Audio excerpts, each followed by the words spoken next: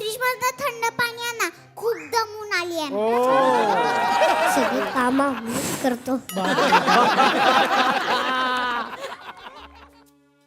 अरे देवा, फ्रीजचं लाईट तर बंद. आता ते काय बाथरूम आहे का लाईट चालू करून आतमध्ये जायला?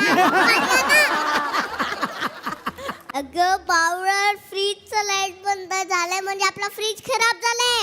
अरे देवा, एक काम करा, त्या फ्रीजवर मेकॅनिकचा नंबर लिहिलाय, त्याला कॉल करा. हा करतो. Hello fridge. काय हॅलो फ्रीज.